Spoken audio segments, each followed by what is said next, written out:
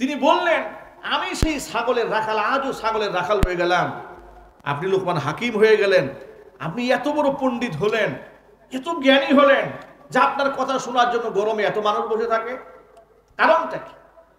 লোকমান হাকিম তখন বলেছিলেন, আল্লাহর বান্দা শোনো, কয়েকটা গুণের উপর আমি আমল করেছিলাম, ওই আমলগুলা যদি তুমি করতে পারো আল্লাহ তাআলা তোমাকেও লোকমান হাকিম বানিয়ে দিবে। লোকমান হাকিম 1 নাম্বার বললেন, শোনো, আমি আমার জবানকে মূল্যবান বানিয়েছি। আমি আমার এই জবান থেকে অনর্থক একটি কথাও কখনো বলিনি। আল্লাহ তাআলা আমার জবানকে এত মর্যাদাপূর্ণ বানিয়ে দিয়েছেন, জবান থেকে যা বের হয় আল্লাহ পাক মঞ্জুর করে নিয়ে না। আমি কখনো মিথ্যা কথা তো বলিই না, গীবত শিকায়ত তো প্রশ্নই আসে না, আমি অনর্থক কোনো কথাই বলি না।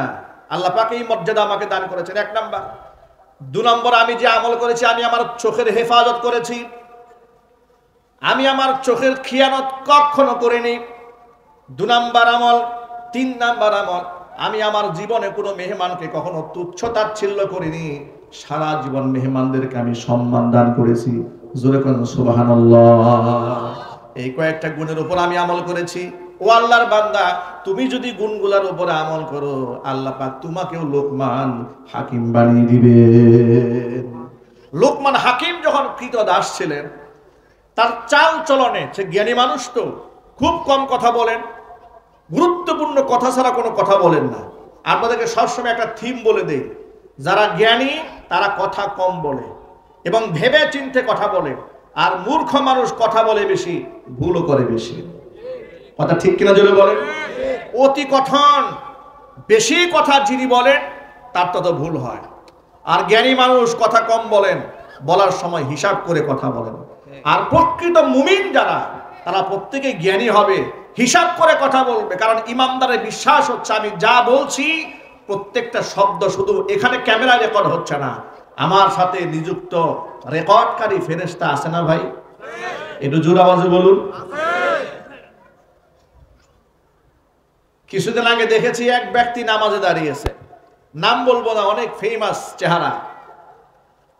নামাজে দাঁড়ানোর সময়, নামাজের সময় একবার এই দিক তাকায় সেদিক তাকায়, এরপরে সূরা কেরাত যেমন খুশি তেমন পড়েছে।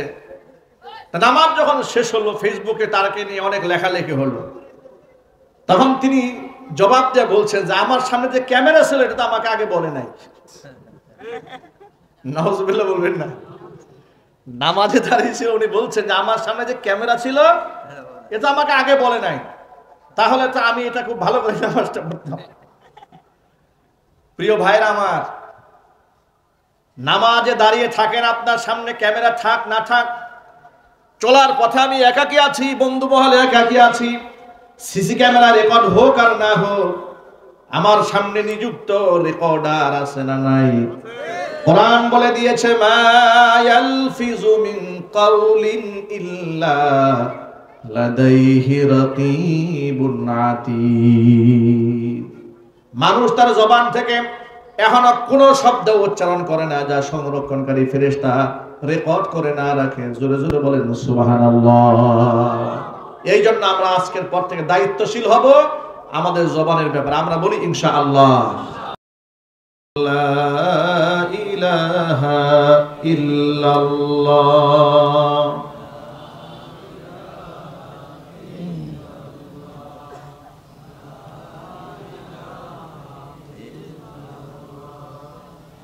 লা ইলাহা ইল্লাল্লাহ, লা ইলাহা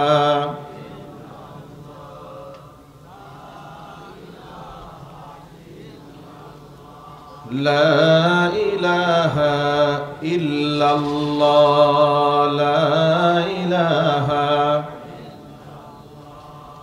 লা ইলাহা ইল্লাল্লাহ মুহাম্মাদুর রাসূলুল্লাহ সাল্লাল্লাহু আলাইহি ওয়াসাল্লাম।